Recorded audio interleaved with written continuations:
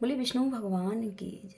सभी माता बहनों को वट सावित्री व्रत की बहुत बहुत बधाई हो। आज वट सावित्री का दिन है, तो बड़ों को नमस्कार, छोटों को प्यार और बराबर वालों को दिल से स्नेह है। तो आज वट सावित्री पूजा व्रत क्या विधान कैसे है, कैसे किया करते हैं, कैसे इसका नियम है, सारी बातें और सुनेंगे। उससे पहले सभी माता बहनों से अनुरोध है, कृपया नए आए हों तो सब्सक्राइब कर लें और इस वीडियो को बीच में ना छोड़ें और ज़्यादा से ज़्यादा लाइक शेयर करें, जैसे सभी की माता बहनों के पास ये कथा पहुंच जाए।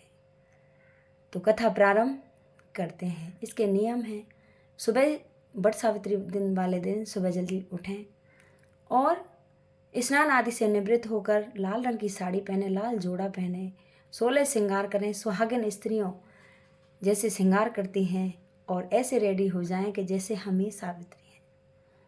फिर सारी पूजा की सामग्री, रोली, कलावा, धूप, कच्चा सूत, दूध, पंखा, सारी चीज़ें एकत्रित करके और वट सावित्री पूजा की पहुँचे और सत्यवान सावित्री की प्रतिमा बनाएं, विष्णु भगवान की प्रतिमा रखें और वट सावित्री पेड़ के नीचे, वट वृक्ष के नीचे जाके पूजा अर्चना करें। 108 बार सूत से परिक्रमा लगाएं, पूजा आरती करें और फिर कथा सुनें। वट सावित्री की कथा इस प्रकार है कि मंद्रसेन के राजा, अक्षुपति नाम का राजा था। वो बहुत ही धर्मात्मा था और अपनी प्रजा का पुत्रवत पालन किया करता था, लेकिन उसके कोई संतान नहीं थी। संतान न होने के कारण वो राजा बहुत दुखी रहता था। तो बहुत समय के बाद, यज्ञ करने के बाद, और उसके एक कन्या होती है। कन्या का नाम और सावित्री रखा जाता है। धीरे धीरे वो कन्या बड़ी होने लग जाती है। कुछ समय व्यतीत जाते हैं जब शादी योग्य हो जाती है। अब योग्य होने के बाद एक दिन वो और अपनी सखियों के साथ में जंगल में घूमने के लिए जाती है। जंगल में घूमती है तो वहाँ क्या देखती है कि सत्यवान जो था और पेड़ पर चढ़कर लकड़ियाँ काट रहा था उससे, और वो प्रेम करने लग जाती है और अपने मन में उसी को पति बना लेती है कि शादी करूँगी तो इसी से करूँगी, नहीं तो किसी से नहीं करूँगी। जब शादी योग हो जाती है, उसके पिता को भी चिंता लग जाती है कि अब मेरी बेटी शादी योग्य हो गई है। दूर दूरों के राजकुमारों को संदेशा भेजा जाता है कि अपनी बेटी की शादी करेंगे। लेकिन इधर जो सत्य सावित्री थी वो अड़ पड़ जाती है कि शादी करूँगी तो सत्यवान से ही करूँगी, नहीं तो नहीं करूँगी। जो सत्यवान था मध्यसेन का राजा पुत्र था और वो भी एक राज्य का राजा था, लेकिन उसका राज्य छीन लिया गया था और दरिद्रता के कारण, भूख प्यास के कारण वो जंगलों में रहते थे। वहीं सत्यवान लकड़ियाँ काटा करता था और उसके माता पिता भी थे, रो के माता पिता भी अंधे हो गए थे और वहीं वो रहते थे। जब सावित्री नहीं मानती है, इधर नारद मुनि आते हैं और उनसे पूछते हैं अक्षपति कि ये सावित्री नहीं मान रही है और सत्यवान से शादी करने के लिए कह रही है। तो नारद जी कहते हैं कि महाराज इससे शादी तो कर दोगे, लेकिन इसकी तो अल्पायु है। इसकी शादी अगर अब हो जाएगी तो विवाह के 1 साल बाद ये मर जाएगा और अपनी बेटी को तुम इसके साथ शादी ना करें तो ही सही रहेगा। ये बातें सावित्री को बताई जाती हैं, लेकिन सावित्री नहीं मानती कि शादी करूँगी तो मैं इसी से करूँगी और नहीं तो किसी से नहीं करूँगी। जब नहीं मानती है तो उसके पिता उसके साथ उसकी शादी कर देते हैं। शादी करके और वही जंगल में चली जाती है, अपने पति के साथ रहने लग जाती है। लेकिन वो पहले से ही वट वृक्ष की पूजा करती थी और व्रत किया करती थी।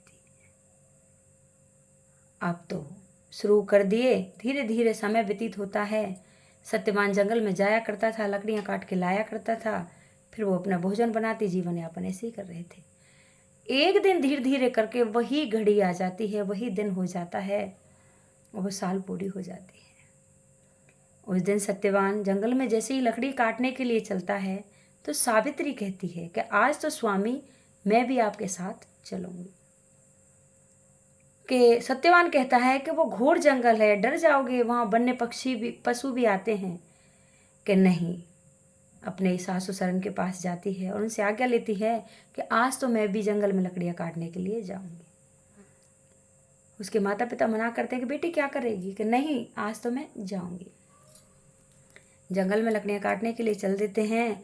सत्यवान पेड़ पर चढ़ जाता है लकड़ियाँ काटने के लिए, लेकिन जैसे ही पेड़ पर चढ़ता है तो सत्यवान के सिर में बहुत तेज दर्द होना शुरू हो जाता है। वो अपनी पत्नी सावित्री से कहता है कि पता नहीं आज तो क्या हो गया है और मेरे सिर में बहुत तेज दर्द है। सावित्री कहती है नीचे उतर आओ। तो वो नीचे उतरने लग जाता है तो पेड़ से गिर जाता है। सावित्री जाती है और वहीं पेड़ के नीचे बैठ जाती है, सिर अपना उसका पैरों पे रख लेती है और सिर दबाने शुरू कर देती है। इतने ही देर में क्या होता है कि यमराज वहाँ आ जाते हैं और सत्यवान के प्राण ले लेते हैं। जैसे सत्यवान के प्राण लेते हैं और चलने लग जाते हैं तो यमराज के पीछे पीछे पीछे पीछे सावित्री चलना शुरू कर देती है।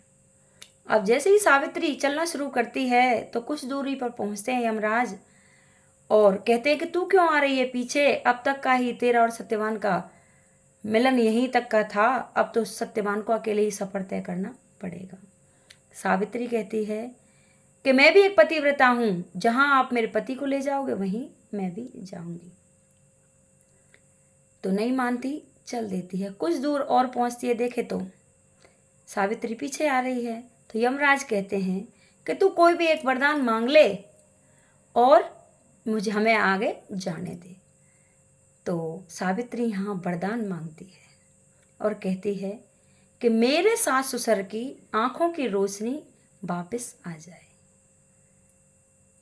तो यमराज कहते हैं तथास्तु और कह के फिर आगे चल देते हैं। आगे चलते हैं, फिर सावित्री पीछे पीछे आने शुरू कर दिया। सावित्री से यमराज कहते हैं मैंने तेरे को वरदान दे दिया, फिर तू क्यों आ रही है, यहाँ से आगे तो बहुत कठिन रास्ता है। कि नहीं, मैं तो जहाँ आप जाओगे वहीं चलूँगी। फिर कुछ दूरी बाद फिर कहते हैं यमराज कि अच्छा तो ठीक है, नहीं मानेगी तो एक वरदान और मांग ले। फिर सावित्री एक वरदान मांगती है कि मेरे सास ससुर का खोया हुआ राजपाट फिर से वापस मिल जाए। यमराज कहते हैं तथास्तु और कहकर चल देते हैं। अब चलते हैं तो फिर सावित्री उनके पीछे पीछे चलना शुरू कर देती है। अब सावित्री चल रही है आगे आगे, यमराज चल रहे हैं सत्यवान के प्राणों को लेके, पीछे से सावित्री चल रही है। फिर पीछे मुड़ के देखते हैं यमराज के, अरे क्यों आ रही है, वहां तो यमलोक है, वहां जीवित इंसानों का जाना वर्जित है और तुम धरती की इंसान हो और ये क्या कर रही हो, देह समेत वहां नहीं जाया जाता। और अगर नहीं मान रही हो तो एक वरदान मैं तुम्हें और देता हूं, तुम मांग सकती हो जो भी मांगना है। तो इस बार सावित्री कहती है कि अगर मेरे को वरदान देना है तो पीछे मुड़ना मत। कि नहीं, सत्यवान के प्राणों के अलावा आप कुछ भी वरदान मांग सकती हो। तो कहती है कि ठीक है, अब की बार मेरे को वरदान देना है तो आप दीजिए कि मैं सत्यवान के 100 पुत्रों की माँ बनूं। अब यमराज सोचते तो है नहीं और तथास्तु कह देते हैं और आगे चल देते हैं। तो फिर सावित्री पीछे चलती है कि अब क्यों आ रही है, मैंने तीनों वरदान आपको दे दिए। कि अब मैं इसलिए आ रही हूँ कि आपने मुझे वरदान तो दे दिया, लेकिन मैं 100 पुत्रों की माँ कहाँ से बनूंगी, मेरा तो पति आपके पास है, ऐसे तो आपका वरदान खराब हो जाएगा। तो यमराज के तूने तो मेरे को बहुत बड़ा छला, अब तो ये प्राण वापस मुझे देने पड़ेंगे। यमराज सत्यवान के प्राणों को छोड़ देते हैं और वहीं जंगल में सावित्री भी आ जाती है। सत्यवान कहता है इतनी देर से मैं कैसे सो रहा था, क्या हो गया। तो सावित्री उसे कुछ नहीं बताती और दोनों जने वहाँ से जब चलते हैं तो घर जाके देखते हैं तो खोया हुआ राजपाट भी उन्हें मिल गया और उसकी सास ससुर की आंखों की रोशनी भी आ जाती है। सब कुछ पहले जैसा ही हो जाता है और सावित्री सत्यवान के 100 पुत्रों की माँ बनती है। अगर इस दिन इस कहानी को कोई पढ़ता है, सुनता है और बट सावित्री की पूजा करता है तो जैसे सत्यवान के प्राणों की सावित्री ने रक्षा की थी, ऐसे ही हर स्त्री अपने पति के प्राणों की रक्षा करती है और यमराज उसे अखंड सौभाग्य गति का वरदान देते हैं। इस दिन सभी माता बहनों से अनुरोध है कि व्रत रखें। कोई कोई तो निर्जला भी रखता है, कोई पानी पी के भी रखता है। और ये व्रत अब की बार 6 जून 2024 को शुरू है। इस दिन सभी माता बहनें बड़े ही हर्षोल्लास से ये व्रत करें और व्रत करने के पश्चात, कथा सुनने के पश्चात सभी माता बहनें सुहाग का सामान वितरण करें, सभी को सुहाग का सामान बांटें, जैसे बिंदी, चूड़ी, लिपस्टिक, ऐसी चीज़ें सभी को दें। तो ये वट सावित्री की कथा थी। अगर किसी माता बहन को अच्छी लगी हो तो कृपया लाइक सब्सक्राइब करें, कमेंट में लिखकर जय विष्णु भगवान की जरूर बोलें। बोल विष्णु भगवान की जय।